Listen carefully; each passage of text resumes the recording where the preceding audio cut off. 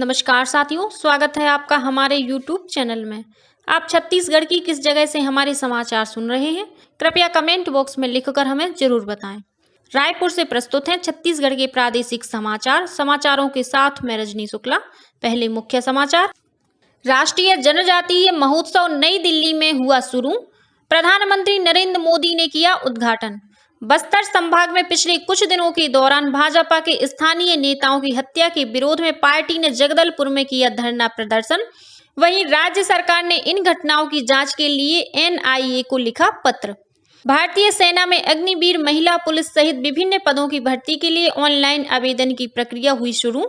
और राजधानी रायपुर के सुभाष स्टेडियम में आज से शुरू हो रहा है 3 दिवसीय छत्तीसगढ़ मिलेट महोत्सव।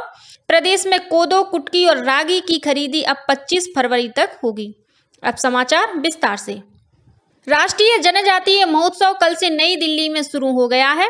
मेजर ध्यानचंद राष्ट्रीय स्टेडियम में आयोजित इस महोत्सव का प्रधानमंत्री नरेंद्र मोदी ने उद्घाटन किया। इस मौके पर प्रधानमंत्री ने कहा कि केंद्र सरकार आदिवासियों के उत्थान के लिए लगातार कार्य कर रही है। इसी कड़ी में जनजातीय समुदाय द्वारा तैयार किए जाने वाले उत्पादों को बाजार तक पहुंचाने के लिए विशेष कदम उठाए गए हैं। प्रधानमंत्री ने कहा कि आदिवासियों की आर्थिक प्रगति के लिए उनके द्वारा बनाए जाने वाले बांस के उत्पादों का निर्यात भी किया जा रहा है। इससे पहले बांस की कटाई और इसका उपयोग सीमित था। उन्होंने कहा कि आदिवासी हितों को ध्यान में रखते हुए सरकार ने बांस को घास की श्रेणी में शामिल कर दिया है और इस पर लगाए गए सभी प्रतिबंध हटा दिए गए हैं। प्रधानमंत्री ने कहा कि इस वर्ष के बजट में प्रधानमंत्री विश्वकर्मा कौशल सम्मान योजना की शुरुआत की गई है, जिससे आदिवासी समुदाय को वित्तीय सहायता, कौशल प्रशिक्षण की सुविधा दी जाएगी। इससे रोजगार के अवसर भी बढ़ेंगे। प्रधानमंत्री ने कहा कि आदिवासी बच्चों की शिक्षा और भविष्य सरकार की प्राथमिकता में शामिल है। इसी वजह से सरकार ने देश में एकलव्य मॉडल आवासीय स्कूलों की संख्या बढ़ाकर 5 गुना कर दी है। उन्होंने कहा कि जनजातीय क्षेत्रों में पर्यटन को बढ़ावा देने के लिए भी प्रयास किए जा रहे हैं। प्रधानमंत्री ने कहा कि इस वर्ष मोटे अनाजों को विशेष महत्व देने के लिए अनेक आयोजन हो रहे हैं। इसी कड़ी में जनजातीय महोत्सव भी इससे संबंधित स्टॉल लगाए गए हैं। साथ ही जनजातीय हस्तशिल्प, आभूषण, मिट्टी के बर्तन और अन्य प्राकृतिक उत्पादों की प्रदर्शनी भी लगाई गई है। 27 फरवरी तक चलने वाले इस महोत्सव में 28 राज्यों और केंद्र शासित प्रदेशों से 1000 जनजातीय कलाकार भाग ले रहे हैं। बस्तर संभाग में पिछले कुछ दिनों के दौरान भारतीय जनता पार्टी के स्थानीय नेताओं और कार्यकर्ताओं की हत्या के विरोध में पार्टी ने कल बस्तर के जिला मुख्यालय जगदलपुर में रैली निकालकर धरना प्रदर्शन किया। दोपहर 12 बजे से 3 बजे तक सिरासार चौक पर प्रदर्शन करने के बाद पार्टी कार्यकर्ता बस्तर रेंज के पुलिस महानिरीक्षक कार्यालय का घेराव करने के लिए आगे बढ़े। तभी नगर पुलिस अधीक्षक कार्यालय के पास बैरिकेड लगाकर प्रदर्शनकारियों को पुलिस ने रोक दिया। इस प्रदर्शन में पार्टी के प्रदेश अध्यक्ष अरुण साव, नेता प्रतिपक्ष नारायण चंदेल, बस्तर के भाजपा प्रभारी और राजनांदगांव के सांसद संतोष पांडे और बस्तर के पूर्व सांसद दिनेश कश्यप के अलावा अन्य पदाधिकारी और कार्यकर्ता शामिल हुए। कल जगदलपुर में हुए प्रदर्शन के दौरान कार्यकर्ताओं को संबोधित करते हुए प्रदेश भाजपा अध्यक्ष अरुण साव ने आरोप लगाया कि पिछले दिनों बस्तर क्षेत्र में पार्टी के 3 स्थानीय नेताओं की हत्या से यह संकेत मिलता है कि पार्टी को हतोत्साहित करने के लिए लक्ष्य बनाकर भाजपा कार्यकर्ताओं की हत्या की गई है। वहीं प्रदेश महामंत्री केदार कश्यप ने राज्य सरकार पर माओवादी हिंसा को रोकने में नाकाम रहने का आरोप लगाया। भाजपा द्वारा इस मुद्दे को लेकर प्रदेश भर में आंदोलन करने का ऐलान किया गया है। इसी के तहत पार्टी द्वारा आज बस्तर क्षेत्र के 12 विधानसभा क्षेत्रों को छोड़कर प्रदेश के सभी 78 विधानसभा क्षेत्रों में मंडल स्तर पर चक्का जाम किया जाएगा। इस दौरान दोपहर 2 बजे से शाम 5 बजे तक प्रदेश की 400 से अधिक सड़कों पर प्रदर्शन भी किया जाएगा। वहीं राजनांदगांव में भी इस मुद्दे को लेकर भारतीय जनता युवा मोर्चा के कार्यकर्ताओं ने कल रात मशाल रैली निकाली। जिला भाजपा पदाधिकारियों के साथ युवा मोर्चा के कार्यकर्ता पुलिस अधीक्षक कार्यालय पहुंचे और जिला प्रशासन को ज्ञापन सौंपा। इस बीच छत्तीसगढ़ सरकार ने राष्ट्रीय जांच एजेंसी एनआईए से बस्तर में हुई 3 जनप्रतिनिधियों की हत्या की जांच कराने की मांग की है। इस संबंध में प्रदेश के पुलिस महानिदेशक अशोक जुनेजा ने एनआईए के महानिदेशक को पत्र लिखा है। पत्र में श्री जुनेजा ने कहा है कि केंद्रीय सुरक्षा बलों और राज्य पुलिस के प्रयास के विगत कुछ वर्षों के दौरान माओवादियों को नियंत्रित करने में महत्वपूर्ण सफलता मिली है। इस वजह से प्रदेश में माओवादियों का प्रभाव क्षेत्र लगातार कम हो रहा है। पत्र में लिखा गया है कि इसी बौखलाहट में माओवादी जनप्रतिनिधियों और आम नागरिकों को निशाना बना रहे हैं। इधर प्रदेश के पूर्व मुख्यमंत्री डॉक्टर रमन सिंह ने बस्तर में भाजपा के स्थानीय नेताओं की हत्या की एनआईए से जांच कराने की मांग के लिए राज्य सरकार के पत्र लिखे जाने पर ऐतराज जताया है।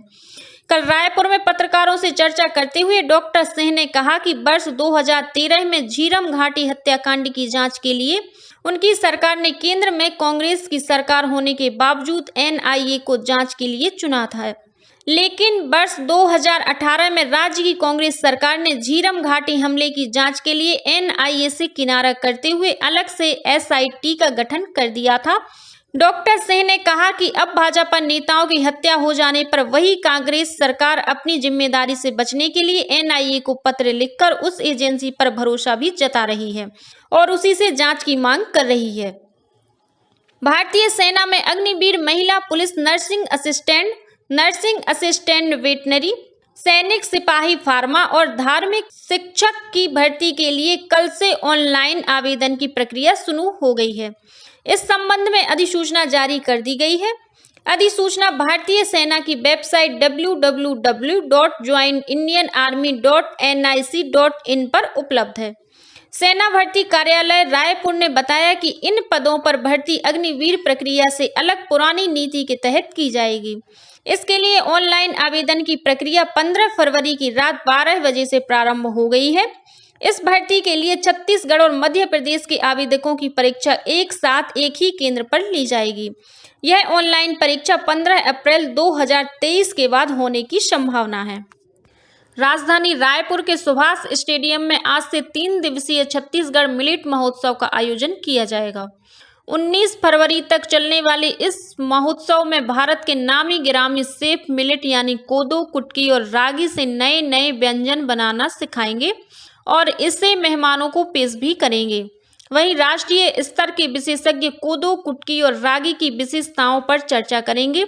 इसके अलावा कोदो, कुटकी और रागी पर आधारित स्टार्टअप के उद्यमी अपने उत्पादों को प्रदर्शित भी करेंगे।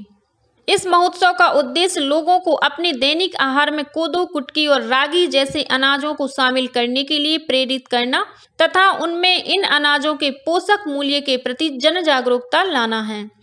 इसके अलावा कोदो, कुटकी और रागी की खेती के पर्यावरणीय लाभ के बारे में युवा पीढ़ी को जागरूक करने के लिए शैक्षणिक संस्थानों द्वारा नुक्कड़ नाटक और स्थानीय लोक कलाकारों द्वारा प्रतिदिन शाम को सांस्कृतिक कार्यक्रम की प्रस्तुति भी दी जाएगी।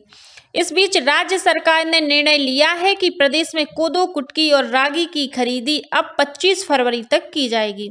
पहले संग्रहण अवधि 15 फरवरी निर्धारित की गई थी, लेकिन अब इसे 25 फरवरी तक बढ़ा दिया गया है।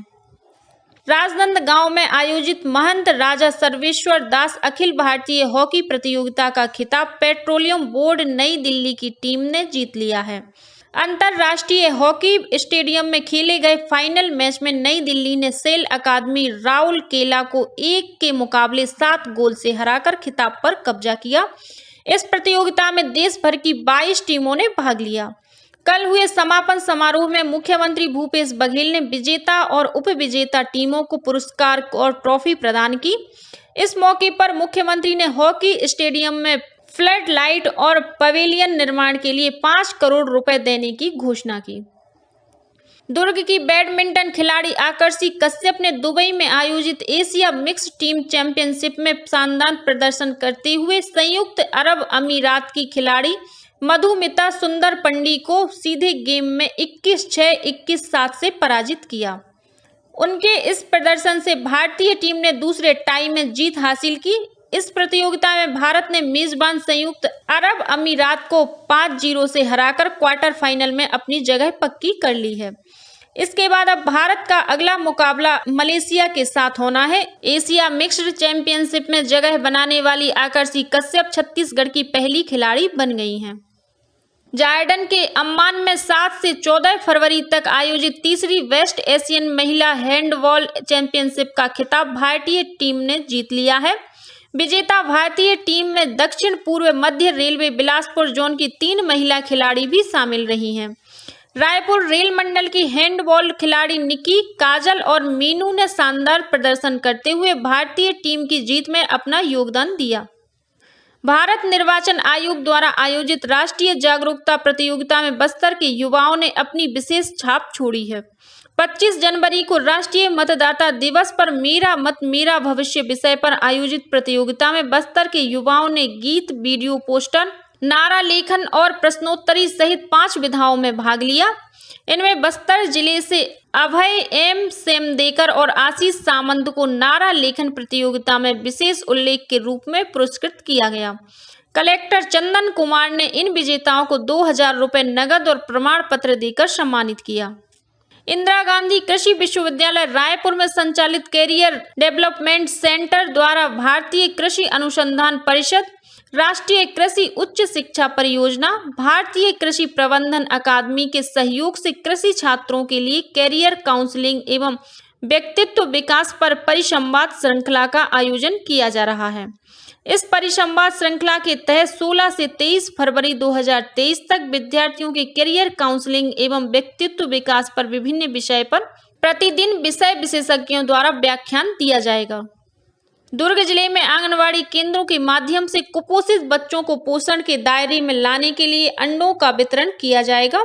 इसके लिए पाटन के तेली गुंडरा में स्थित एग प्लांट से शीघ्र ही अंडों का उत्पादन आरंभ हो जाएगा। इस प्लांट की क्षमता हर दिन 5000 अंडों के उत्पादन की है। कल कलेक्टर पुष्पेंद्र कुमार मीणा ने महिला एवं बाल विकास विभाग की समीक्षा बैठक में इस संबंध में विस्तार से चर्चा की। उल्लेखनीय है कि पूर्व में कुपोषित बच्चों का सर्वे किया गया था और ऐसे परिजनों को चिन्हांकित किया गया था जो अपने बच्चों को अंडा खिलाने के लिए तैयार थे। ऐसे 5300 बच्चों को चिन्हित किया गया है। कुपोषित बच्चों को आंगनवाड़ी केंद्रों के माध्यम से अंडों का वितरण किया जाएगा। और अब कुछ अन्य खबरें संक्षेप में। साउथ ईस्टर्न कोल फील्ड्स लिमिटेड SECL कुसमुंडा खदान के ठेका मजदूरों ने समय पर वेतन भुगतान की मांग को लेकर कल से अनिश्चितकालीन धरना प्रदर्शन शुरू कर दिया है। इन मजदूरों ने प्रबंधन से अपनी अन्य मांगों पर भी तत्काल कार्रवाई करने का अनुरोध किया है। आंदोलन की वजह से कल खदान में कोयला उत्पादन का कार्य आंशिक रूप से प्रभावित रहा। बालोद जिले में समाधान तुहर द्वार शिविर के अंतर्गत 5वें दिन शुक्रवार 17 फरवरी को जिले के अनेक ग्राम पंचायतों में समाधान तुहर द्वार शिविर का आयोजन किया जाएगा। जसपुर नगर कलेक्टर डॉक्टर रवि मित्तल ने जिले के अधिक से अधिक किसानों को किसान क्रेडिट कार्ड अंतर्गत परिधि में लाने हेतु 13 फरवरी से 31 मार्च 2023 तक ग्राम वार शिविर आयोजित करने के निर्देश दिए हैं। कुम्हारी के पास एक ट्रक की टक्कर से रायपुर से दुर्ग की ओर जा रहे मोटरसाइकिल सवार युवक की मौके पर ही मौत हो गई और कोंडागांव पुलिस ने गैस एजेंसी दिलाने के नाम पर करीब 10 लाख रुपए की ठगी के मामले में अंतर्राज्यीय गिरोह के एक आरोपी को गिरफ्तार किया है। इसी के साथ छत्तीसगढ़ के समाचारों का ये बुलेटिन समाप्त हुआ। नमस्कार।